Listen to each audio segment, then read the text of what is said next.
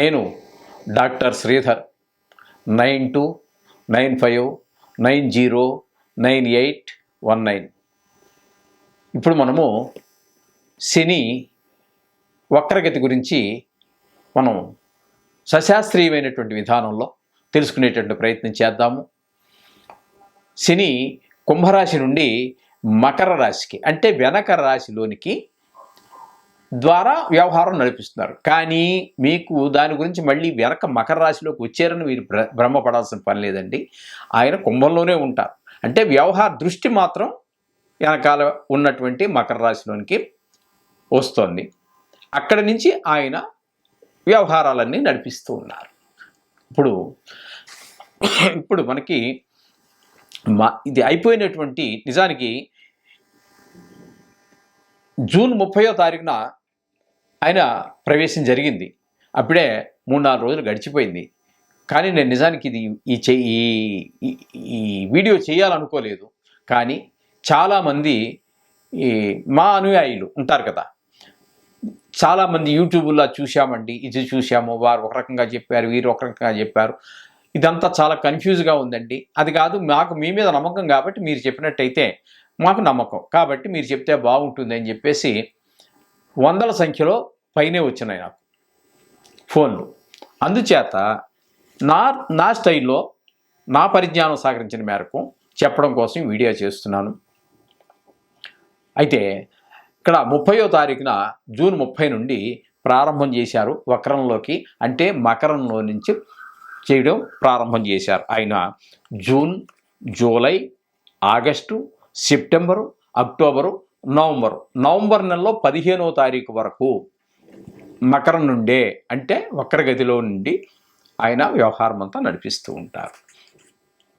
తద్వారా అసలు ఈ వక్రం అంటే ఏమిటి అనేటువంటి మనం తీసుకున్నట్టయితే ఏ గ్రహము కూడా వక్రంగా నడవదండి, అన్ని సక్రంగానే నడుస్తాయి. అంటే వాటికి ఉన్నటువంటి పరిధి కక్ష్య ఏదైతే ఉందో ఆ కక్ష్యలో అన్ని 5 గ్రహాలకు మాత్రమే వక్రగతి ఉంటుంది. అవి ఈ కుజ, బుధ, గురు, శుక్ర, శని 5 గ్రహాలకే. రాహుకేతువులు ఛాయాగ్రహాలు.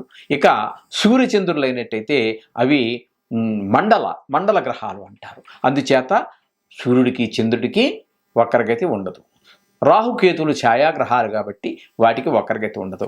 ఉన్నటువంటివన్నీ కూడా ఈ తారాగ్రహాలకు మాత్రమే, అంటే తారాగ్రహాలు చెప్పుకున్నాం కదండి. ఇప్పుడు కుజ, బుధ, గురు, శుక్ర, శని ఈ 5 గ్రహాలకు మాత్రమే వక్రగతి ఉంటుంది. అయితే వీటి యొక్క కక్ష్య అంటే ఓర్బిట్, మనం ఇంగ్లీష్లో చెప్పుకోవాలంటే ఓర్బిట్ అంటాము. దీని ఈ కక్ష్యలో పరిభ్రమించేటప్పుడు అదేమవుతుందంటే వేరు సైజుల్లో ఉంటాయి అవి. అంచేత ఈ చిన్న ఓర్బిట్లో చిన్న కక్ష్యలో తిరిగేటటువంటిది చాలా స్పీడ్గా తిరుగుతూ ఉంటుంది.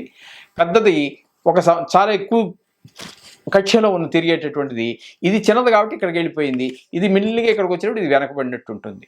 ఆ విధంగా మనకు కనిపిస్తూ ఉంటుంది. మీకు ఇంకా ఉదాహరణకు చెప్పాలి అంటే మనం చిన్నప్పుడు ట్రైనో బస్సో ఎక్కడ ఎక్కి ఏదో ఊరు వెళ్ళడానికి ప్రయత్నం చేస్తుంటాము. ఆ సందర్భంలో మనం కిటికీ పక్కన కూర్చునేవాళ్ళం. కిటికీ పక్కన కూర్చుని కిటికీలోంచి బయటికి చూసేవాళ్ళం. ఆ బయటికి చూసినప్పుడు మనకి చిన్నపిల్లవాళ్ళం కదా, మనకి అంత దృష్టి ఉండదు. వాటిని అలా చూస్తూ ఉంటే ఆ పొలాలు, ఆ చెట్లు, ఆ టెలిఫోన్ తీగలు, ఆ కరెంటు స్తంభాలు, ఆ కొండలు, గుట్టలు ఇవన్నీ కూడా వెనక్కి వెళ్ళిపోతున్నట్టుగా మనకి గోచరిస్తుందే కానీ అవి ఎక్కడికి కథలు అక్కడే ఉంటాయి. మనం జరిగేది ఏంటంటే మనం ముందుకు జరుగుతున్నాం ట్రైన్లోనో బస్సులోనో, అవి వెనక్కి వెళ్ళినట్టుగా మనకి భ్రాంతి అంతే. ఇది కూడా ఈ వక్రగతి అనేది కూడా అంతే. ఏ గ్రహమో వెనక్కి తిరగటం ముందుకు తిరగటం అని ఉండదు. ఇకపోతే కొన్ని గ్రహాలకి అతిచారం అని కుజ గ్రహానికి సంబంధించి కొన్ని సందర్భాల్లో స్తంభన అని ఉంటూ ఉంటాయి. దాని గురించి ఇప్పుడు అక్కర్లేదు. మనం వక్రగతి గురించి చెప్పుకుంటున్నాము కాబట్టి ఇప్పుడు శనీశ్వరుని యొక్క వక్రగతి గురించి మనం చెప్పుకుంటున్నాం. ఆయన కుంభం నుంచి మకరంలోనికి వక్రగతి ద్వారా ఇప్పుడు మనం చెప్పుకున్నటువంటి సుమారుగా 140 రోజులు జరుగుతోంది. ఈ 140 రోజుల్లో ఏ రాసుల వాళ్ళకి ఏ ఫలితాలు ఇస్తాడు అనేటటువంటిది మనం తెలుసుకునేటువంటి ప్రయత్నం చేద్దాం. ఇప్పుడు నిజానికి మొన్నటి వరకు జన్మంలో అంటే కుంభరాశిలో జన్మంగా ఉండేది. అక్కడ శుభ ఫలితాలను ఇవ్వజాలడు. ఆయనకి ఇప్పుడు మకరంలోకి వచ్చాక ఏమైంది అంటే ఆయనకి 12వ స్థానంలో కుజుడు ఉన్నట్టుగా లెక్క. కుంభానికి మకరము 12వ స్థానం అవుతోంది కాబట్టి 12వ స్థానంలో మనకి శుభ ఫలితాలు ఇవ్వజాలడు. మొన్నటి వరకు ఆయనకి జన్మంలో ఉన్నాడు, అప్పుడు ఇవ్వలేదు, ఇప్పుడు ఇవ్వ. ఇక మిథున రాశి వారికి మనం గురించి చేర్చుకునే ప్రయత్నం చేద్దాం. మిథున రాశి వారికి అష్టమ శని. మిథున రాశి నుంచి మకర రాశి 8వ స్థానం అవుతుంది. అష్టమ శని అంటారు. శని 3 రాశుల్లో మాత్రమే యోగిస్తాడు, మిగతావన్నీ బాధ పెడతాడు. కానీ 3 పోతే ఇంకెన్ని ఉన్నాయండి? 12లో 9 ఉంటాయి. ఆ 9లో 5 రాశుల్లో మరింత కొంచెం ఇబ్బందులు ఎక్కువ పెడతాడు. అవేంటి అంటే అర్ధాష్టమ శని అని 4వ స్థానంలోను, అష్టమ శని అని చెప్పేసి 8వ స్థానంలోను, ఏళ్ళనాటి శని అని చెప్పేసి జన్మము వ్యయము ద్వితీయ స్థానాలలో ఉన్నప్పుడు సంచారం చేసేటప్పుడు ఈ 5లో ఆ 9లో మళ్ళీ 5 మరి కొంచెం ఎక్కువ ఇబ్బంది పెట్టేటటువంటి పరిస్థితి. కాబట్టి ఇప్పుడు ఈ మిథున రాశి వారికి అష్టమ శని 8వ స్థానంలో ఒక శని సంచారం జరుగుతూ ఉన్నది. వీరికి వచ్చేటటువంటి ఫలితాలు ఏ విధంగా ఉంటాయి అంటే శాస్త్రం ఏం చెప్తోందంటే నానా కార్య విరోధస్య వ్యాధి పీడాధనక్షయం అపమృత్యు భయం ప్రాప్తి అష్టమస్తే శనౌ భవేత్ అని చెప్పేసి శాస్త్రం చెప్తోందండి. దీని అర్థం చెప్పుకుందాము. శని అష్టమ స్థానంలో ఉన్నట్టయితే మీరు చేసేటటువంటి ప్రయత్నం చేసేటువంటి కార్యాలన్నీ కూడా చెడిపోతాయి. బంధువులు మిత్రులు ఎవరితో పడితే వాళ్ళతోటే, ప్రజలతోటి అందరితోటి విరోధం. మీరు ఎంత మంచిగా పోవాలనుకున్నా మీ ప్రయత్నాలు సఫలం కావు. ఏదో వాళ్ళు గొడవ పెడుతూనే ఉంటారు. ఈ విధమైనటువంటి కొంచెము గొడవలు విరోధం అంతా జరుగుతూ ఉంటుంది. రోగం, ధన నష్టం, కొన్ని సందర్భాలలో ప్రాణభయం కూడా. అంటే అష్టమ స్థానం అనేటటువంటిది ఆయుస్థానం కాబట్టి కొంచెం ప్రాణభయం కూడా జరిగేటటువంటిది. ఆకస్మికంగా అపాయాలు కూడా సంభవిస్తూ ఉంటాయని చెప్పేసి శాస్త్రం చెప్తోంది. ఇంత మాత్రం చేత ఏదో భయపడిపోమాకండి, భయపడవలసిన పని లేదు. మనం చెప్పుకుంటున్నట్టుగా ఆ నవగ్రహ స్తోత్రాలు చేసుకోండి. ఈ 140 రోజులు 139 రోజులు నవగ్రహాలు దర్శనం చేసుకోండి, రోజు చదువుకోండి. గుడికి వెళ్ళాల్సిన అవకాశం ఉంటే గుడికి వెళ్ళండి. శని త్రయోదశి వస్తే మాత్రం తైలాభిషేకం చేయండి. లేదా ఏదో ఒక రోజున ఈ 140 రోజుల్లో 139 రోజుల్లో ఏదో ఒక రోజున నువ్వులు, ఒక నల్ల బట్ట, జాకెట్ గుడ్డ లాంటిది, ఒక నల్ల జాకెట్ గుడ్డ వాళ్ళ భార్యకి ఏదో పుట్టించుకోవడానికి అవుతుంది.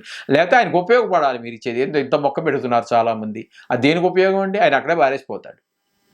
అలా కాదు. ఆ బట్ట కనీసం నువ్వులైతే నల్ల నువ్వులు ఆ తినకి చేసుకునేది ఏమి ఉండదు.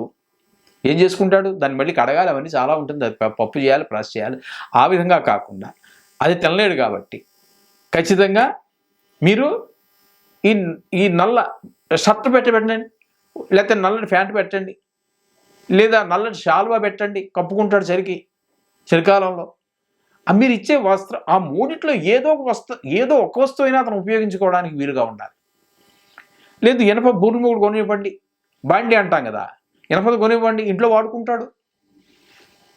ఆ విధంగా వారికి ఉపయోగపడేటట్టుగా మీరు ఆ 3 వస్తువుల్లో ఏదో ఒకటి ఖచ్చితంగా వారికి ఉపయోగపడే విధంగా ఉంటే మీరు దానం ఇచ్చినటువంటి ఫలితం దక్కుతుంది.